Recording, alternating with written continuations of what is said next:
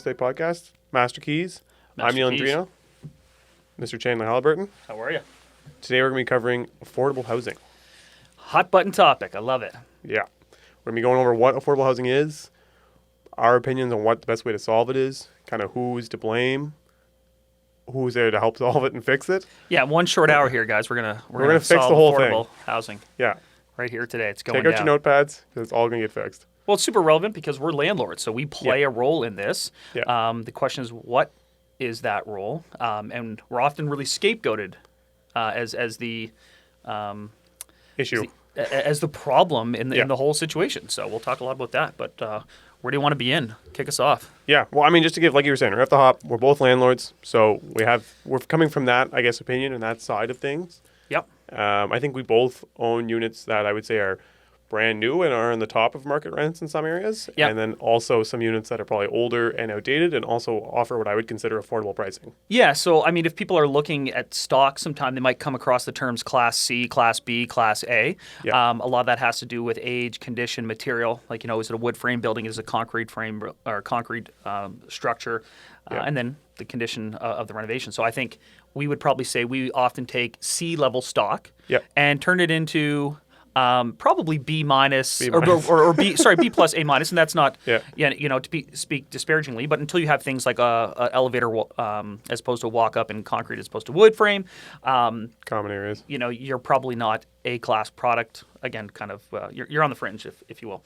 Yeah. But that's at the root of this is because C class is affordable because it is often in disrepair, and as we've talked about in previous episodes, this idea of taking a downtrodden property, raising making a capital investment in that property, raising the value of that property, and raising the rents, that oftentimes is a highly contentious issue and Controversial business model. topic. Yeah.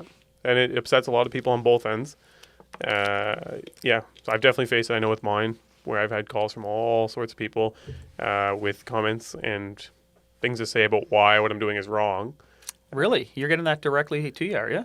Oh, yeah. Yeah, okay. From politically involved people, as well as like news outlets and things like that. No way. And then obviously directly from the tenants. Even in some of my clients, people who know who I am, and we grew up together, and then they find out this is what I do, and they're like, "Oh, you're part of the problem." And I'm like, Really? Man, I've somehow dodged that direct criticism. Maybe take my contact information off the screen right now. I think there is a right and wrong way to do it. Yeah. And the reality is, though, when you do it en masse, especially in this climate, you are going to draw attention, and it's not going to be favorable in a lot of cases. But there are mistruths on both sides of that, though. At the risk of starting, really, really broad, let's talk about what you think affordable housing mean or what definitions are out there, because there's a lot of misconception around that as well. yeah. So I think that's the first thing it covers. What is affordable housing? For me, what affordable housing is basically, it's somewhere that you can live, but it's dependent on location. I'm going to preface with that. So affordable housing is based on location. You're living in an area that basically is considered to be slightly less costly than what is in that area there.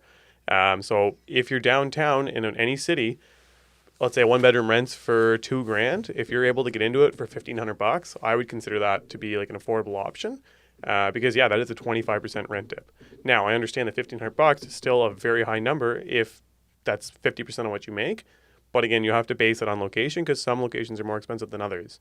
Now I understand, and for me, another big thing is that a lot of affordable housing is targeted towards minimum wage workers. And so for that to actually be affordable, there's usually literally a number that's set in stone. And they can say like $770 would be considered affordable for all of the minimum wage workers in a province. And so to do that, that needs to be made somewhere else. And that's what I would call affordable as well, is some sort of setup where they have that. But I struggle to say affordable housing if it's all location based for me. And this is a huge part of the problem, because you ask anyone that, even people who are champions of the cause or feeling one way or the other on the side of the issue, ask them what affordability means, and there's no consensus on the definition. Yeah. Because there's affordable housing, capital A, the social welfare security net that we all hope to have in a society that provides for those most at risk from a housing perspective. Yeah. And then there's affordability from CMHC, Canada Mortgage and Housing. Yeah. So they set their measure of what affordable rent is 30% of household income. Yeah. Right. So if you take Halifax, the average household income in Halifax is about $90K. Yeah.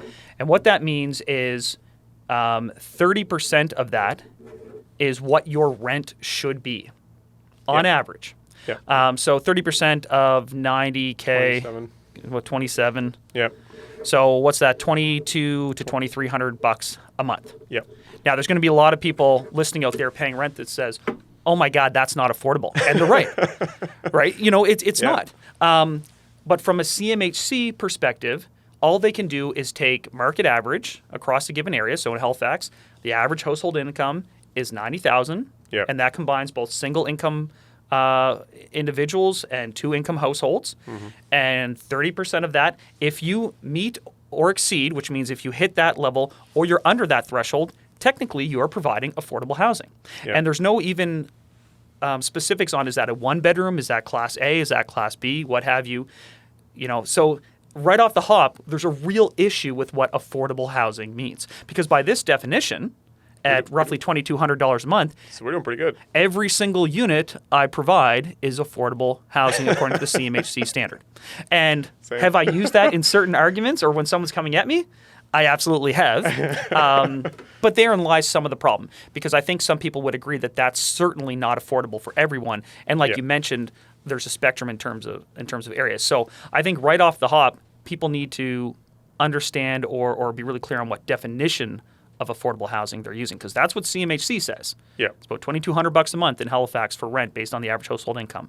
But clearly that's not realistic. Yeah, exactly. Well, and there's such outliers on both ends, right? Like obviously on that side, you get someone that's making a third of that, and you get someone that's making 3 times that, and so Totally. that really makes it kind of messy. But yeah, it's. I was when you asked me that, even I was like, oh my God, I don't really have a formalized definition because I struggle with it because, like you said, it's so dependent on the person, the location, the product. There's so many variables that are involved in doing that. But so I guess then transitioning from that, now that we have an idea of kind of what it is to an extent, basically as best as we can assume, I think everyone gets the idea. I think it's like, I don't know, it's addressing the like we're seeing now more people with more tents downtown. Yep. Yep. There's just more and more people struggling to find a place to live, and there's a lot of people that are saying they have to take on another job or ask for money from a family member or something like that to do it. And so I think that's like helping those people. But again, how do you then determine who those people are and then accurately give them that housing? Yeah, this is the problem. Like within the affordability spectrum, there are kind of these micro cohorts that struggle in different ways. I mean, even if you take that same 30% of household income measure, and a lot of advocacy groups kind of use that a little bit, but they might be dealing with someone whose family household income is, $30,000. Yeah. Right, for the year. If it's a single individual, a single parent, they've got $30,000. Well, now what they can what they can afford on rent is $9,000 for the year. And what's that divided by 12? I mean, you're talking less than $800 a month. $750 a month. Right? Like, and now that's where the most extreme concern is, because those are folks that are legitimately facing a risk of homelessness, right? Those are the most at-risk individuals. So one of the things that I find very frustrating is that the conversation gets hijacked by people who are upset that, the 2-bedroom that they rent on Agricola, has gone up $200 in rent over the last 18 months. And that is a different affordability issue going, say, between $1,400 and $1,650 to going, at these lower ends where these are individuals who are very much at risk of homelessness. Those are two separate conversations. And unfortunately, I find it gets a little bit muddy there as people kind of look at it at different thresholds, because then you also have maybe a family that is, struggling paying $1,700 a month in an area that is quickly becoming $2,000 a month, or $1,900 going up to $2,600. So that is a different situation than the people who might be going from 12 to 14, and different again from the people going from 7 to 1,000. Yeah. So within the conversation, there's these 3 different conversations, and how do you address all of those at once? And there's no clean answer, which is why you get these really arbitrary things like, well, 30% of average household income is what we're going to call affordability by CMHC standards. Yeah. And then you get advocacy groups that try to apply this to different cohorts of the population, if you will. And it's tricky, man. It's tricky. Exactly. That's what I think is there's a big, the people I think that are falling out and like on the like they're really risking homelessness. I don't even know if their voice is being heard. I think what we're hearing is more the people like you're saying that they're on a grid and theirs is going up by $200 a month. Yeah. They're the ones that are freaking out. And then you get some of these rules like the rent controls and stuff like that. But then it's not; those are not helping those people that are paying $800 a month that are losing a unit. Like that's well, what will occasionally happen is one of these advocacy groups will be notified of a situation, and they'll show up there with the media. They'll slap a T-shirt on a tenant, and they'll take a nice photo op. And in a lot of cases, they'll drag the landlord through the mud through the mud in the situation.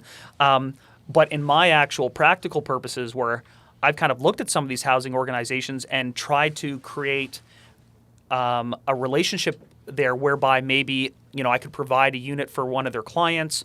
They could get some subsidies. I could see what's available on my end. I was actually really disappointed by their lack of motivation to think outside the box. And I understand when you work in that sector, you're kind of at the whim of government. But I was disappointed by their lack of enthusiasm, to be totally honest. And there's a lot of great people working at a lot of great organizations. But I thought when I was looking to build this new project that I would have a lineup of partners looking to do stuff with me. And a lot of them said, yeah, that's not really our thing. I was having this rant actually in the office yesterday, 2 days ago. Same thing. I was turning over some of these units and they called me and they wanted 1 unit in the building. But they call me every 2 weeks asking for a unit in the building. And I said, how about we just take the whole building? There was no interest in doing that. I was offering them a discounted rate and all those kind of things. And like, you guys can fill it. Then you're able to, because a lot of times they have other services that go along with it. I was like, now they're all located in one building. You're able to do it. They couldn't, like, but we only need the 1 today. And I'm like, within 2 weeks, you're going to need 6. Yeah. Yeah. Like, what are we thinking here? Yeah. But nothing. Or it's kind of, it gets to the point where it's not really realistic. They're like, well, our budget is $500 a month. Yeah. It's like, well, you're going to need to top that off with something else. And they get their funding from the government. So you might notice that while all this is going on, all of these advocacy groups, they're highly, highly critical of the landlords. Yeah. Rarely ever critical of the provincial government. Yeah. I don't know if you've ever noticed that. And I'm not here to be an apologist for landlords. A lot of landlords are doing bad things and going about this the wrong way. Yeah. However, if we want to actually talk about real change, one of the things is that, when these groups get their funding from the province to then run these programs, they then become paid by the very government that I think is horrendously failing in the affordable housing department, that has abdicated their responsibility for affordable housing. And I find that these groups that are very critical and very vocal when there's a chance to campaign for something aren't as hard on the government as they should be, because I think that for the last how many years, 20 years, the provincial government has completely dropped the ball on affordable housing. I think they're in an awkward scenario, though, on the same, like, to give them I'll give them a little bit of credit in the sense that you're being fed by the government, even though you're not being fed enough or properly. There's that too. You're getting your little dribble, and so you can't then bite the hand that feeds. So then you have to turn your target to the other party involved. Totally. And listen, you know what I mean? It's not an enviable position. And again, there's a lot of people doing phenomenal work. The unfortunate thing is we're doing all of these Band-Aid solutions, for lack of a better term. There's a little bit here, there's a little bit there. There's this one group that has their mandate to do this. There's another group that has a very specific mandate to do that. They're operating inside these little boxes, and we kind of need to set, press the reset button and start fresh. I mean, if we're going to go really broad strokes here, I'm of the belief that until the provincial government actively becomes a landlord again, we are not going to have any solution to affordable housing. That is the only solution, is if the government intervenes, and not throwing money, because they're throwing federal money at this, they're throwing some provincial money, there's CMHC, there's this, there's that, and they love to throw money at it, and they say, here you go, sort this out. It's not going to work. It has never worked, and I understand the provincial government not wanting to touch, housing, because they don't have a great track record with it. I agree to an extent, but I actually also disagree. I think it's got to be done in the private sector. If the government's handling it, Well, it's not gonna Okay. happen. But before we go down that path, let's just talk about what causes affordable housing. Before we go into the solutions and what we think our solution is, let's just go down the quick. And again, this is what causes affordable housing. Again, there's these different sectors, and it's different for everyone that's kind of facing whether it be a $200 rent increase or a full on getting kicked out for the rent to double. But what would you say if someone asked you what's the root man. cause of the fact that we now are struggling to have enough affordable units for the people in our city? jeepers, man, we're going into some big philosophical ideas. So. Are they though? No. Well, I'm going to start with the fact that there's like the death of urban areas and this migration of people into city centers. Okay. Like that is efficient in a lot of ways, but it drives up real estate prices, and then it creates these kind of required labor tiers where there need to be certain people to work certain jobs. And then, unfortunately, they get squeezed out of the areas in which they work by the rising costs of real estate. And then, in theory, in a lot of these cities, they basically bus people in that live in affordable areas outside of town and get bussed in to do labor effectively. And here in Nova Scotia, we don't even have the advantage of that because we don't have a good transit system. Yeah. So, we've got a situation whereby there's a peninsula surrounded by water. It's very concentrated, high value real estate, and people are getting squeezed out. And even the peripheral communities where they might be able to live more affordably, they cannot get to town, and they can't access resources like hospitals and all these things. With that being said, how come cities like in Quebec, like in Montreal, the rents are still reasonably affordable? I can't speak to that. I don't know. I haven't really. Okay. So people have mentioned that to me. I know that their pricing. I mean, Halifax has a high rent based on GDP, household income, value of property, and all that. I'm not sure. Like I'm pretty sure I don't have a stat up here. Maybe try if you can find it. But I'm pretty sure the average like rent per 1 bedroom, 2 bedroom, and all that is actually lower in like a city like Montreal, which is substantially bigger than Halifax, obviously. But their rents are like just way more relaxed. So I don't know if I agree with what you're saying, but I also am like, do you think that's the root cause of it? Because the migration of people coming here, obviously it's population growth that causes this push out. But on the flip side, why are we not able to keep up with it? We're not even close to keeping up with it. Well, I think the reality, like every city is different. I know. See, there's usually a chart I think from CMHC that shows like we'll have all the major cities in Canada. That's incredible. That's still cheap. That's why I was saying that. That's incredible. For a city like Montreal. Well, I think like there has to be a multiple pronged attack to this, and there's the role of government, which I think has to be first and foremost, especially for the most at risk individuals.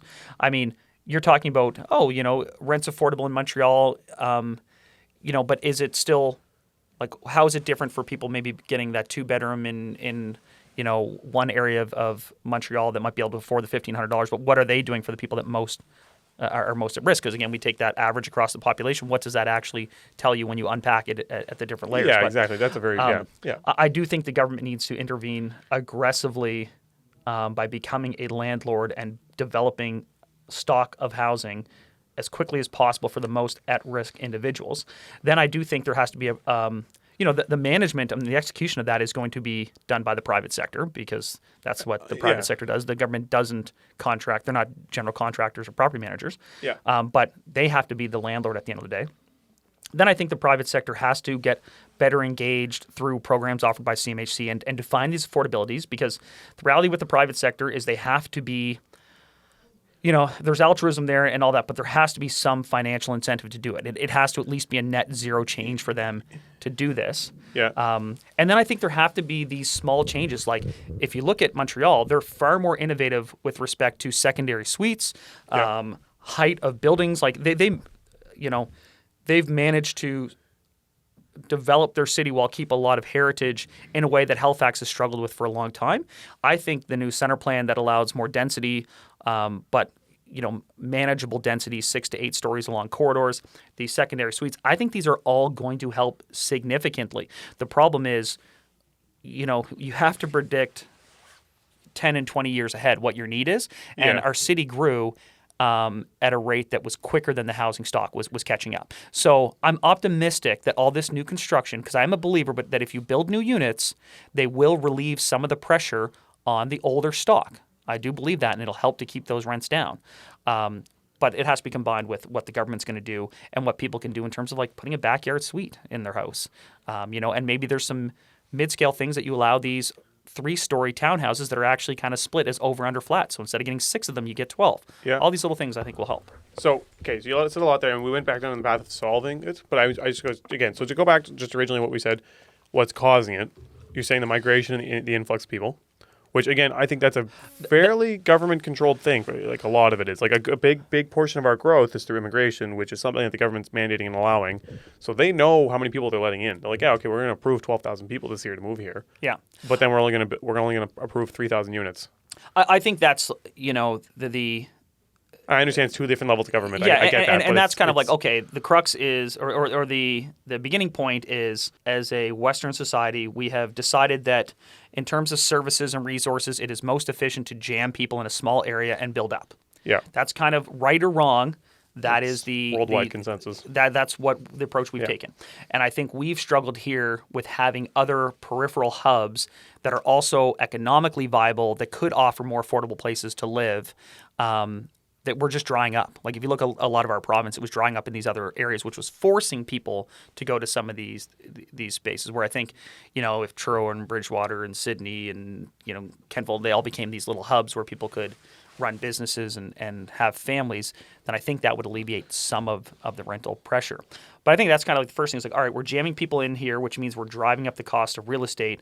And then you start getting some of these side effects, I guess, if you will. So there's a demand increase that's being, I wouldn't say created, but it kind of is. Like that's basically Canadian economy is based on immigration.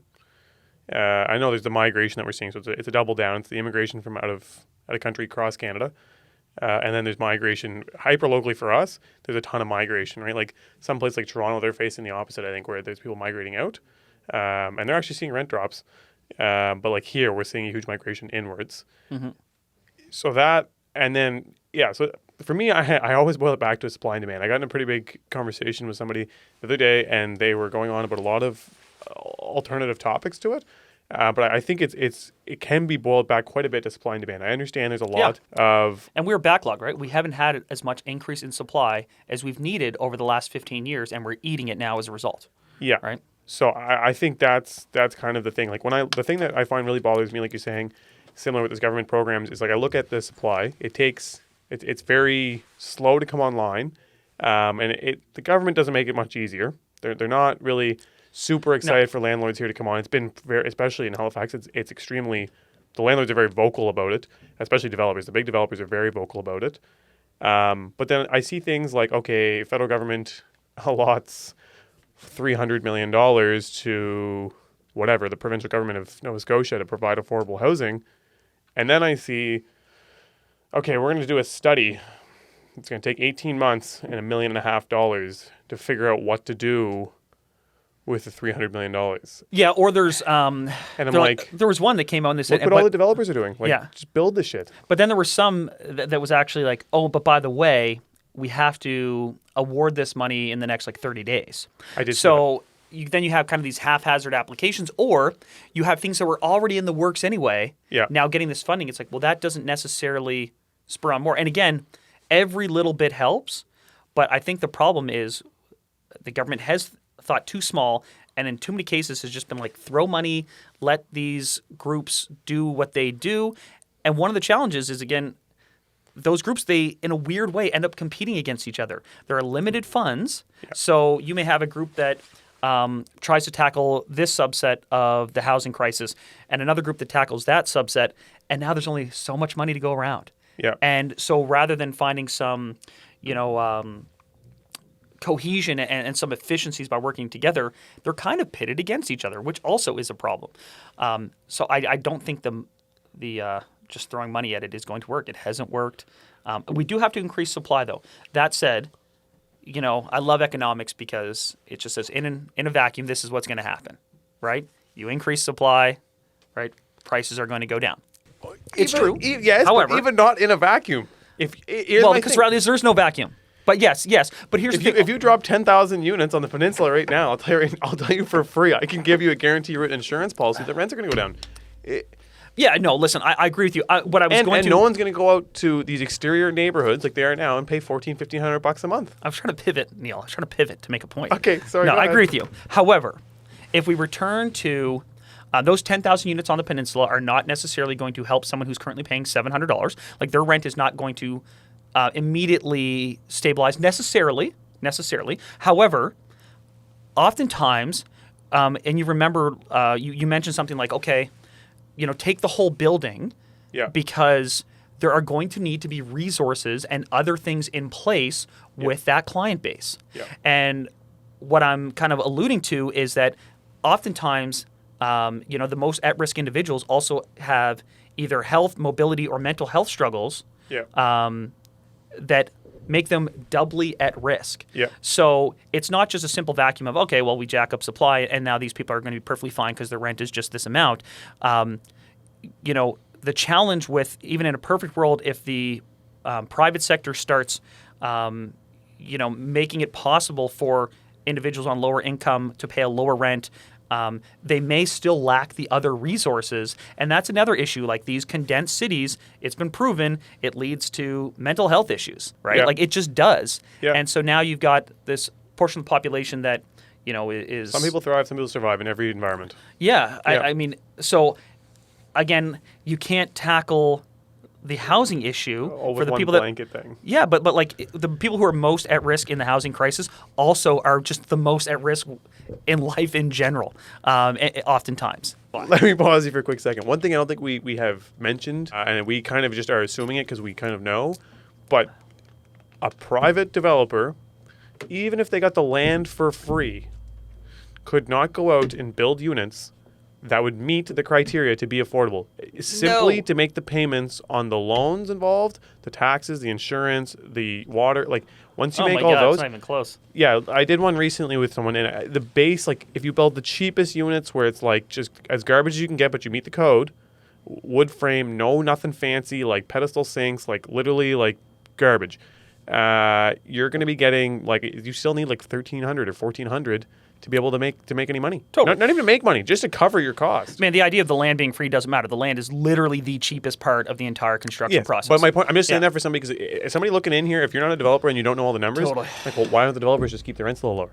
Yeah. We physically cannot. So, I mean, some of the folks listening to this will have mortgages and some won't. But just for really easy numbers, what the type of construction Neal is talking about with HST is probably about $250,000 a unit. Yeah. Okay. And anyone out there who has a $250,000 mortgage knows that that's approximately $1,200 a month. Yeah. Give or take. Yep. But including your property tax.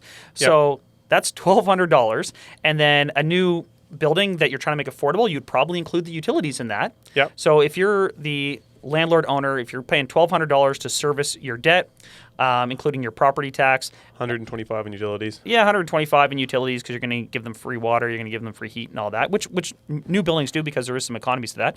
And then $50 insurance. $50 insurance, common amenity spaces, like you have to heat the common areas as well. You have to clean the mats in the entryway. You have to, all of these things. Yeah. There's just no way possible to build a unit. That's at $1,400 already. Yeah, there's just no way possible to build a unit that doesn't cost $1,400 a month. So this is why saying, well, the landlords need to do more. And this is why when people say, oh my gosh, there's a new development over there and there's 100 units, and someone quickly gets on their keyboard warrior and says, well, how many units in there are affordable? It's like, well, it's that's not the root of the issue. But like you said, when those 100 units get rented, the people who, that alleviates some of the demand pressures on the other units, and you hope that plays one of the roles. It's a multi-pronged attack, but... That's my logic. Yeah, exactly. Just to explain it even a little more clearly, like, if you could rent in downtown for $1,000 a month, there'd be no reason anyone would migrate. There'd be some, but on majority would not migrate to a neighborhood 20 minutes from downtown and pay $1,000 a month for that same one bedroom that 3-4 years ago was rented for $600. Yeah. But that's happening right now because there is no availability on the peninsula, even for the new expensive stuff. Yeah. And so not only are they coming out to pay $1,000 a month, they're coming out to pay $1,400 for a renovated one.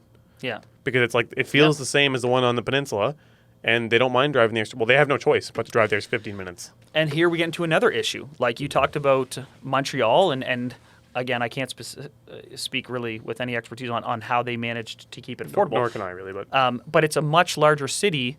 How come people can move across it so much easier? Well, because they have a better transit system.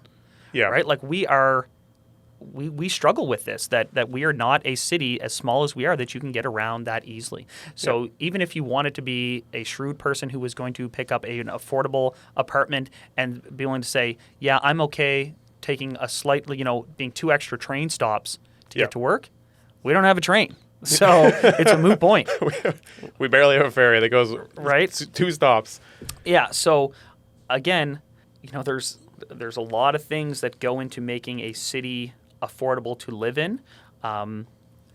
New construction is going to alleviate some of the pressure. It's not going to be able to provide the stock in any significance. Because a lot of individuals too, if you ask them, say you take someone who's been I don't want to say dislocated because that's a medical term, but someone who has lost their rental unit, displaced from their rental unit in North End Dartmouth. Yep. Even if a developer said, I've got great news for you. I got this beautiful new unit. It's subsidized. It's down off Barrington. Yeah. That person may say, I don't want to live on Barrington. Yeah. Right? My family, my life is in North End Dartmouth. So I think it's more important to not kind of just tell people like, oh, we're going to put you in affordable housing over here, but to ask them and to create a situation whereby they can stay in their neighborhoods or in their homes anyway. Yeah. Right? That is a better solution, I think, and that'd be the solution that people I think would want, is to be able to stay either in their home or at least in their community. Yeah. And that's something that's lost as well when you just kind of throw these incentives at developers. And also, to circle back to my initial point, it's very easy for a developer to say, I hit an affordability criteria, right? Because 30% of household income means a unit that's $2,200. So these new... There's that, and then there's also the 10% below market rents in your neighborhood. Yep. But that's become a trick because, okay, so your neighborhood's South End Halifax. Well, the average rent's $2,000 a month. So you rent them for $1,800. You are now qualified, and you get the funds. Yeah, and no one can tell me that is helping the actual problem that we need to be concerned with. It's not, No. it's, and that's not to say it doesn't have a benefit for people who are in that 12 to 14 range. It does. Yeah. But it doesn't serve the most at-risk individuals. Can I now explain myself on why I think it makes more sense for private sector to build the units than the government? Because I have a few other things I want to touch on. Pay for, manage, and be a landlord for. No, I mean build. Okay. And then also run. Really? Okay. Let me hear it. So, at least this is how I feel. And maybe that's because it's... own? Yeah. Okay. This is the situation that I'm in. But, so right now, even to get the money to build affordable, it takes an eternity.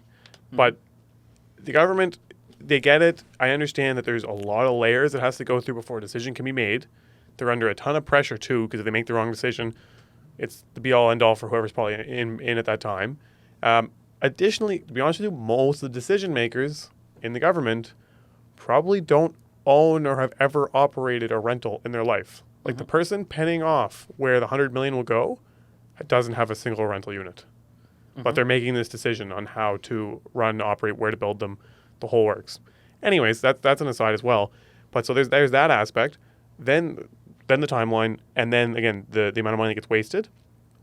If you provide it to private sector, to people that are like, this is how I see it. So for myself, I'm trying to get into this game. I want to build aggressively. Financing is a giant barrier for me. And they're willing to offer 100% financing to landlords to build if you meet their criteria. 110% in some scenarios. But I went to go do that. And the list of criteria that they offered me was, first of all, it's going to take you 2 years. The guy at CMHC was like, when do you want to have this started? And I was like, well, I don't know, next year. He's like, if we started today and we hit not a single roadblock, he's like, you would not be able to have a shovel in the ground until 2023. That's what he said to me. He's like, there's no shot. Like, there is no way. He's like, everything would have to go perfect, and that's when you're going to start. Yeah. The next thing was the net worth requirement. They needed me to be worth like absurd amount of money. He's like, okay, if the building's going to be $20 million, you got to be worth $5 or $10 million bucks, which I understand a lot of banks want, but at the end of the day, like no one, like, you know what I mean? Like someone who's got that much money, then I'm going to go to a regular bank, build a regular building, and charge regular rents. So far you're telling me a lot of reasons why the private sector can't do it. So now get to how they could. That's why they can't do it, and that's why they're being prevented. But I think they should drop those barriers, because if they had the program available, if I was able to go in and be like, yeah, you know what, I am newer, but you guys are going to finance me 100% on a 20 unit, and I have to maintain the rents at this level. For me, I'm going, okay, you know, this is going to allow me to build a little bit of cash flow, get a building. Even if I have to run it for 20 years at a low rent, it's actually allowing me to get into here and build the stock that's required. I'd be all over that, because I'd be like, look, this is like, it'd be a literal job for me then. I can go out and just keep building units. I have the funding all day. But we just said that you couldn't build those units and rent them out for less than $1,400 a month. Yes, but this is saying give the subsidy to the private sector to actually build them and run them. Yeah, and I totally agree. I think that's part of it, and CMHC programs are available for that. So there's two. I can't remember the acronym for the first one, but that's the one where you, in theory, could get up to 100% financing. Yeah. The issue with that is that it's awarded by CMHC, so it's national, which means you and the market here are competing nationally for money against everyone. Vancouver, right? Toronto, all of these other areas. Second to that, only 1 in 4 gets approved, and they don't have bad applications. Right, I looked at this process as well. So they get 4 very good applications, and 1 of them gets approved. That's the ratio, and that's actually the ratio is getting worse because more and more people are applying for them. So it'll probably by the time this year's rounds, next year's round, it'll probably be more like 1 in 6. And then yes, their criteria are difficult, but they give you a 21 or a 25 point checklist. Of, you know, how do you meet these? And, you know, to qualify, you have to meet the affordability, which is 30% of gross household income. And then you get 1 extra point if you go, 10% lower.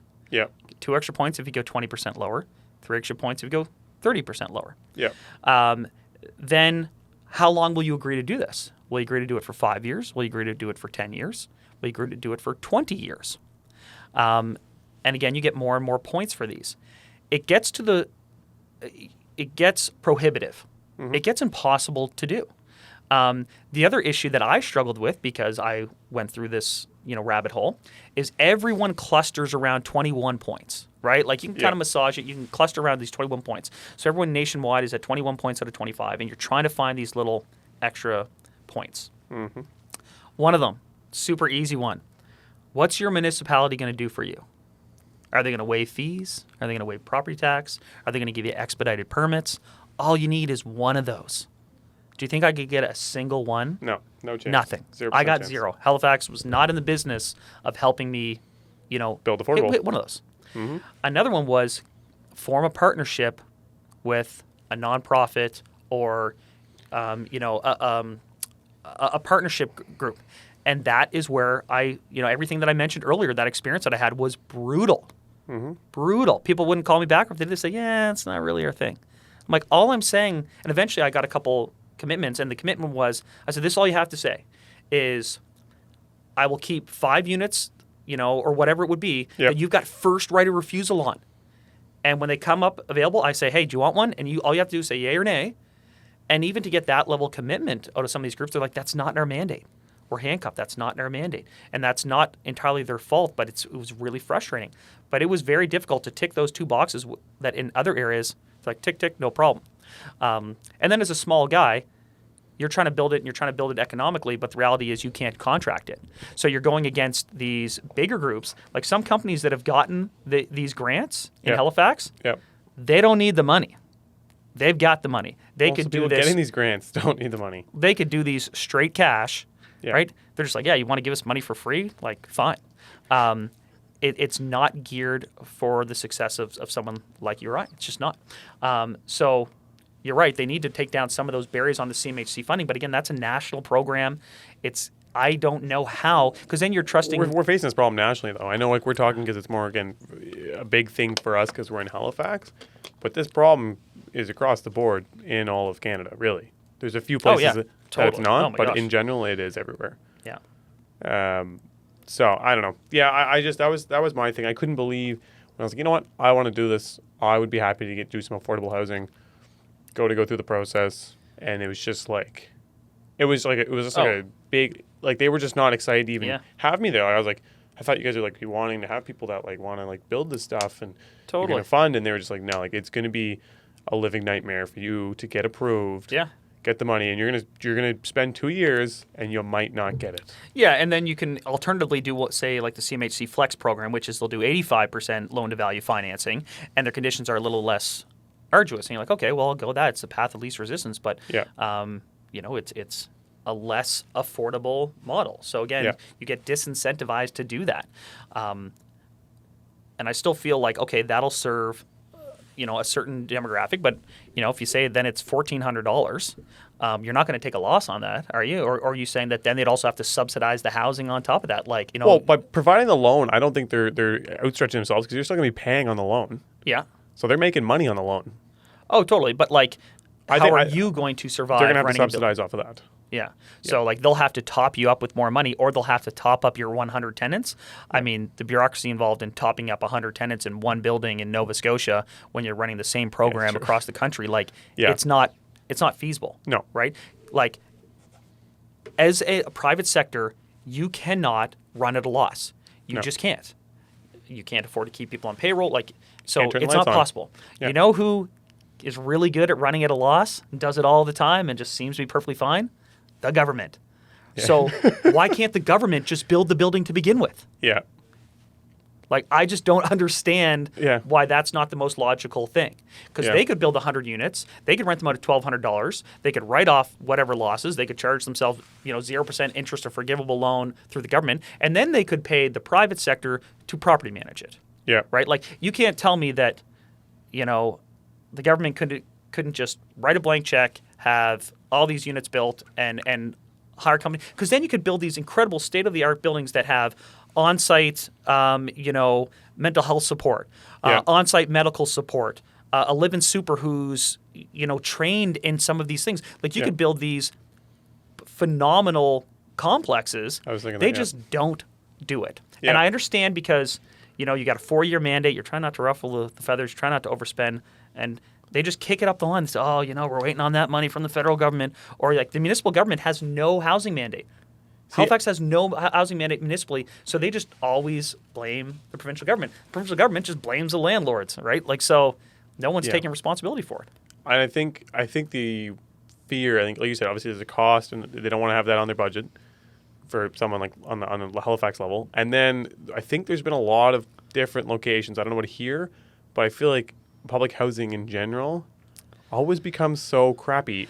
Like they just don't maintain it. Do you know what I mean? Like Yeah. it always becomes run down. Very infrequently do I see a public housing place and be like, oh shit, like that's actually like it doesn't have to be fancy, but it's not even well maintained. Like they always are just like, I mean here they're just like, well we painted the sidewall with a face, so now it's I don't know, awesome. man. Like it's gotten a lot better, but It's gotten certainly better, there but was a still, period of time it was where rough. it was bad. Yeah. And our provincial government does not have a good history on,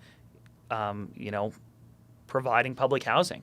So I can't speak to what the last public housing project was that was built in Halifax, Yeah. but I can't think of any in my lifetime. No. Right? Yeah. Like, be it Uniacke, Mulgrave, Jellybean, like all those areas, those were built for as long as I remember. I don't see them popping up any more stock lately. Nothing on that scale. Yeah. There's a couple like they'll be like, oh we got 4 townhouses, and it's like Yeah, or off Romans. Like that All right. stock must be 35 years old. yeah. Or more. Yeah, oh yeah. I just like you can create these systems whereby, the private sector gets somehow incentivized to do a little bit, or the government can just go and build the stock. And True. I don't see, I know I said this from the early on, unless the government becomes an active landlord and builds the stock themselves and takes the loss on them, because they are going to run at a loss every single year in perpetuity. They have to, but that is what, that is providing an essential service, right? Like, hospitals they don't even run necessarily have to technically run at a at a loss, right? Yeah, yeah. You take tax money, you run the hospital. And, if that means paying more in property tax or these permitting costs, because another thing I discovered through the beautiful, development application process is that they nickel and dime you into oblivion. Yeah. So they're like, we want affordable housing, but by the way, Halifax water rates just went up, Nova Scotia power rates went up, your permit application just went up. all of these things. And I know some of those, technically Nova Scotia Power is private. Technically Halifax Water is private. Crown. Both debatable. Yeah. If those go up, like, how are you supposed to maintain affordability? Yeah. Like, and maybe to bring us back around on a more micro level, how does this relate to someone who's doing the Burr model on a duplex or a triplex? Yeah. Talk to me about that. Talk to me about that, Neal. Yeah. Well, but see, I think those models are only working because of what we're facing. Not only working because of that, because there's still opportunities that's out there. interesting way to look at it. But I think it's working on such a grand scale. Because it used to be like, okay, you got to hit a good deal on a place in a great location to be able to go in and do that. Now it's like, oh, there's a duplex in the middle of nowhere and the rents are crap. Well, there's so much demand and everything's so messed up. Yeah, buy, jack things up, and you're going to get those crazy rents, right? Like, those models are kind of only working because of what's happening right now, honestly. Wow, I never thought about that. It's like a chicken and the egg situation. Like, did the small scale landlords that turn over these units create the housing crisis, or are they're a product able? They're a product of the housing well, they're crisis. able to be successful because of the housing crisis. Able to be. I think I'm 100% Never of thought of the that. fact that the housing crisis is what's made me successful in real estate. Because if it wasn't for that, I wouldn't be able to grow at the pace that I'm growing at. There's no way. So how do you reconcile that with your general good-natured, man of the people outlook on life? No, this is a legitimate question. No, We say honestly, this in jest, you but know like, what? I don't think I'm like any better than anyone else, and I'm not too noble to say like, oh, I have someone offer me $1,400 a month for rent, but I feel better and I only needed $1,200. I'm only gonna rent for $1,200. I can't. Like, I'm not gonna do that, to be honest. It's just no, I get it, man. right. Like, it's a business. I run it as a business. Like you said, I don't feel like I'm getting help from anywhere else. I really don't. Like, it's not like they're handing me anything. Every day the prices go up. Everything's been jacked up in rates. Every permit's gone up in price. The codes are constantly changing. They don't make it any easier to do this stuff. So then when I have an opportunity to capitalize, you know what? I'm going to capitalize. Yeah. So that's why I don't feel like doing that. I try my best to not gouge. Like, in my sense, if I'm getting that rent, like, I want to be offering a good product. Yeah. Right? Like, I don't try and gouge with shitty product and go for those rents because there's nothing else out there. Yeah. But on the flip side, no, I'm not offering discounts for no reason. I'm not as strongly feeling about stuff where I'm like, oh, like, even though this is available, I'm going to do this. Like, just because I'm just so good. Like, you know what I mean? I'm not in that place of being that charitable at this point in my life. Yeah. And I'm also quite frustrated because at the same time, even if I did do that, I would still take heat from all sorts of people who would have all sorts of shit to give me, even if I did that. It's like, no good deed goes unpunished. Yeah. What am I going to say? Like, people are yelling at me like, oh, like, you're part of the problem. I'm like, oh, but I have 3 units that I rent $500 a month under. For the amount of units I have, I'm doing great. They're gonna be like, yeah, screw yourself. Like, you know what I mean? They're not. So I'm like, I don't feel incentivized to do that. This is the issue too, is that I know as a landlord, and I can tell by kind of, what you're saying there, that we do feel like we get scapegoated and there is no support for us. And then as a tenant who's had a bad experience, I can understand why they feel sort of antagonistic, right? And then any time that there's any sort of publicity on it, I mean, look what happened when the pandemic hit, and the first thing they did was freeze rents. Yeah. Right? Which I think was right and fair and perfectly fine. Yeah. But the underlying message of that was that the housing issue is a landlord issue. I just fundamentally do not think that's true. But that is the message that they stood up there and to the whole province said, this is a landlord-based problem, so we're going to come at the landlords to fix it. And that, to me, is the ultimate bait and switch. They've got a bunch of people angry at their landlords when they should be angry at the government. And it's the greatest like a bait and switch that they've managed to pull off for literally decades now. Like, oh, you got an issue? Oh, yeah, bad landlord. It's like, no. Like, the government is letting people down. They're letting the people down that are most at risk to begin with. And that's really who we should be concerned with. These people who are legitimately facing homelessness. They've let them down on so many levels. But right now it's coming to a head, and it's been exacerbated by the pandemic and everything. And this is great that it's bringing this attention to it. But just across the level, they just scapegoat the landlords. And I'm not here to be a landlord apologist. It's very interesting to think about the fact that this model of buy a place, move the tenants out, renovate the place, raise the rent, then go back to your bank and say, hey, it's worth way more now, give me more money to do it again. That inherently displaces people and raises rents.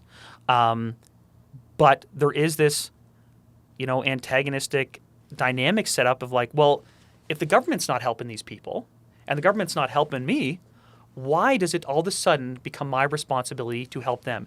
And yes, there's the common good idea that we should all be helping each other. But man, when I go through my property tax bills and every year they're way up, and we're talking like tens of thousands of dollars, and I don't see a single unit being built by the government to provide one person even an affordable place to live, And you can only raise your rent $7. That's enraging. It's insulting. And I think it's insulting to the tenants and it's insulting to the population of the province that they do that. Yeah. Yeah. I mean, that's why I guess, the rent control works on a temporary basis because of what was happening with COVID. But rent control has no merit in fixing the affordability issue. It just doesn't. Like, it just, in so many different ways. Like, there's the aspect of like, okay, so you're stuck on rent controls. Everything else is going up in price. So where you have to cut somewhere becomes maintenance of the building. Oh, yeah, totally. Yeah. So people are living in complete and total disrepair. Or, like, I was speaking with another one of my clients who was from an era way back when they had rent controls. And he said, yeah, okay, I followed them. When my unit came up for turnover at $500, let's say, I got 30 applicants. I didn't take any of the people. I just took top people. He said, I still got applicants that made full good money that could pay $2,000 a month. He's like, I'm going to take them, obviously, instead of taking someone that's just barely making ends meet to get into this $500 unit. Like, yeah, and in a city that's growing, like, you're literally saying, okay, welcome to our city, by the way, we're going to screw you over because we're going to overcharge you based on the fact that we can't charge market rents for everyone else. Then the new units go crazy. Yeah. Then you create all these like other problematic tiers, and all these rent-controlled areas don't seem to have cheap rent, so I don't really know that there's a tie there. Toronto's a prime example. Yeah, you disincentivize maintenance of buildings, and you aggressively incentivize new construction. And not just new rental construction, typically more new condo construction. Yeah. If you look at, again, another one the client showed me, the second the rent controls went in Toronto, multi-unit apartment construction dropped off aggressively, condo construction picked up aggressively. Because at that point, as a developer, it's not like, you know what I mean? Like the investment as a rent-controlled one, you can literally just boil it out. You know exactly what you're going to make because you're stuck to that. Because those building values are based on your rents. Yeah. Nothing else, effectively. Yeah.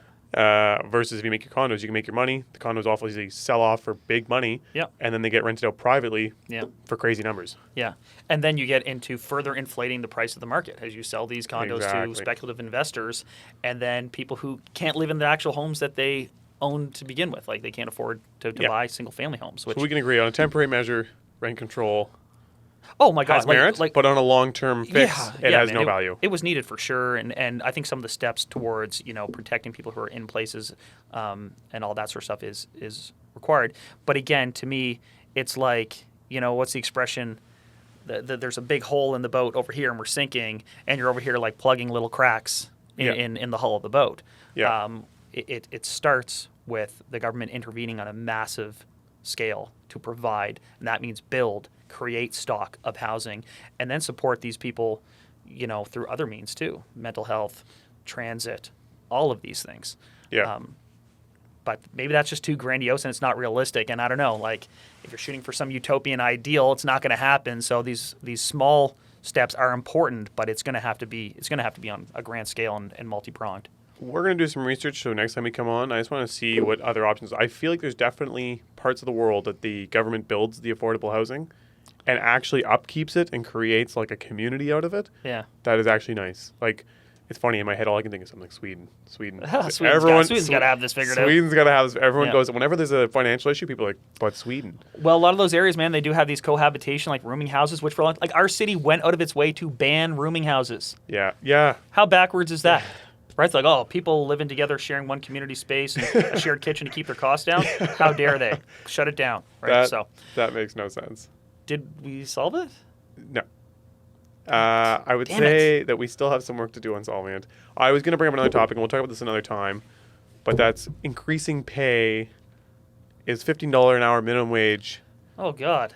What are we getting into here? going to fix affordable housing? But that's for another time.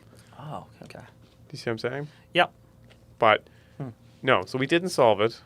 I think I like both ideas. The only reason I'm so hell-bent on the privatizing it, I'll just to summarize, is pace. Yeah. Is pace.